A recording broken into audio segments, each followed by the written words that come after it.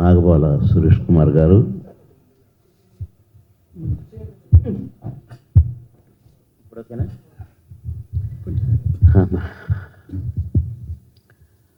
నాగబాల సురేష్ కుమార్ గారికి, నా బయ్య ప్రముఖ ప్రొడ్యూసర్ గారు ప్రసన్న బయ్య గారికి,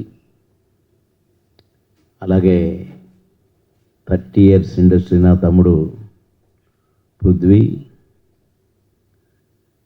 అలాగే బ్రదర్ రామ్కి గారికి, ఇంకా ఇక్కడ ఆశీనులైన అందరికీ కూడా, నా తమ్ముడు రాజ్కుమార్ గారు, అలాగే రమేష్, మా ఖమ్మం వసంత్, అందరికీ కూడా పేరు పేరున, నా తమ్ముడు సురేష్ కొండేటి. ఇది లాస్ట్లో చెప్పాలనే చెప్తున్నా కావాలని, ఎందుకంటే నూగు మీసాలండి. అసలు మీసాలు ఇంకా అప్పుడే మొలుస్తున్నాయి. ఇక ఇక్కడికి మడిచిండన్న, ఇక్కడికి మడుచుకొని ఫుల్ హ్యాండ్ షర్టు కనిపించిండు. ఎవరు యంగ్ బాయ్ అన్న, first day first press meet. ఆ రోజున చూసిన కొండేటి ఎన్ని మెట్లు ఎక్కాడంటే అన్ని మెట్లు ఎక్కాడు. అదే మల సౌమ్యం, అదే సైలెంట్ నవ్వు. ఆ రోజు నుంచి ఈ రోజు వరకు అదే నా తమ్ముడు, అదే బాబుమోహన్. ఆ రోజున చూడగానే అనుకున్నా, తమ్ముడు డెఫినెట్గా మంచి ఉన్నతమైన శిఖరాలు అందుకుంటాడు అనుకున్నా. ప్రెస్ రిపోర్టర్గా వచ్చి పేపర్ పెట్టి, మ్యాగజైన్ పెట్టి, టీవీ పెట్టి ఎన్నెన్నో మెట్లెక్కాడు. మళ్ళీ డిస్ట్రిబ్యూటరు, హీరో, ప్రొడ్యూసరు, అంటే అట్లా అది కూడా ఎన్ని చేసినా కొండేటి నా తమ్ముడు అలాగే ఉన్నాడు. ఉలకడు పలకడు, తొనకడు కూడా. తొనకని తమ్ముడు నా తమ్ముడు. సరే, ఏదేమైనా నేను ఎప్పుడు ఏదో సినిమా యాక్టర్ అయ్యాను, లేకుంటే ఏదో మినిస్టర్ అయ్యాను. లేబర్ అండ్ ఫ్యాక్టరీస్ మినిస్టర్ అనేది ఏ గవర్నమెంట్లో కూడా ఎప్పుడో పాత రోజుల్లో బ్రహ్మానందరెడ్డి గారి కంటే ముందు తర్వాతనో ఒక్కసారి మాత్రం లేబర్ మినిస్టర్ అనే అతను లేబర్ అండ్ ఫ్యాక్టరీస్ చేశాడు. తర్వాత బహుశా ప్రజాస్వామ్యం పుట్టిన కాడ నుంచి, స్వాతంత్రం వచ్చిన కాడ నుంచి బహుశా లేబర్ అండ్ ఫ్యాక్టరీస్ మినిస్టర్గా ఇద్దరే చేశారు. ఒకతను అప్పట్లో, ఇప్పట్లో నేను. ఎందుకంటే 3900 ఫ్యాక్టరీస్కి లేబర్ నేనే, ఫ్యాక్టరీస్ నేనే. ఇది కార్మికుడు నేనే, యజమాని నేనే. అసలు ఇది చంద్రబాబు గారు అన్నారు, బాబుమోహన్ కామెడీ చేసుకుంటాడికి క్యాబినెట్ మినిస్టర్ ఇచ్చాడని అందరూ అంటున్నారు నన్ను. నువ్వు చాలా సీరియస్గా వర్క్ చేయాలి నువ్వు అన్నారు. అలాగే సార్ అన్నా. 3 నెలల తర్వాత పిలిచి, బాబుమోహన్ అందరూ భయపడుతున్నారు, నువ్వు కామెడీ చేస్తూ మంచి అందరూ నవ్వించుకుంటూ ఉండొచ్చు కదా అన్నాడు. మళ్ళీ మీరే కదా సార్ సీరియస్గా ఉండమన్నారు అన్నాను. అంటే అంత ఈ typical portfolio labour and factories. దాంట్లో కూడా ఆన్లైన్లో మార్కులు పెడితే 97.4 పెర్ఫార్మెన్స్ మార్కులు నాకు.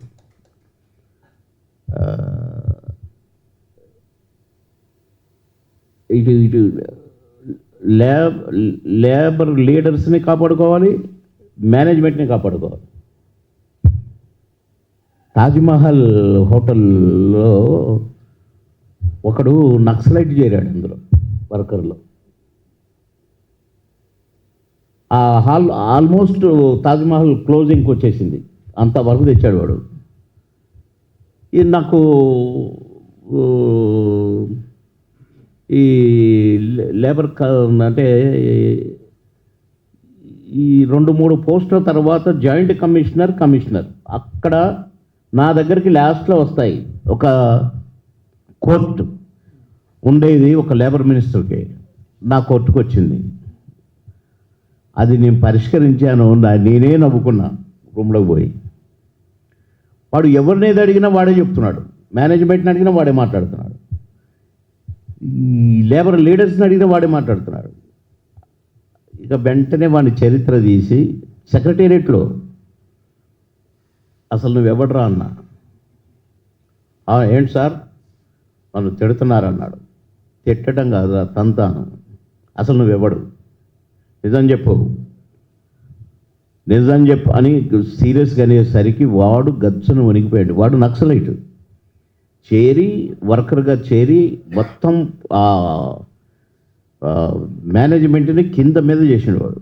అలాంటి వాడిని రారా నువ్వు నక్సలైట్ నేను నక్సలైట్ తెలుసుకుందాము, నాది ఖమ్మం రా, కొండపల్లి సీతారామయ్య ఊరు నాది, నువ్వే నక్సలైట్ రా ఫుల్, అన్నం పెట్టినోడిని నాశనం చేస్తావురా అని బాగా తిట్టాను. అప్పుడు నన్ను చంద్రబాబు గారు ఎంత మెచ్చుకున్నాడో, భలే డీల్ చేసావు నువ్వు అని. అట్లా నేను రెవెన్యూ డిపార్ట్మెంట్లో పనిచేశాను కనుక నాకు ఈజీ అయిపోయింది మినిస్టర్గా. అది సరే, అదొక భాగం. ఎందుకంటే మీకు చెప్పేసరికి నాకు ఒకసారి అది చెప్పాలనిపించింది.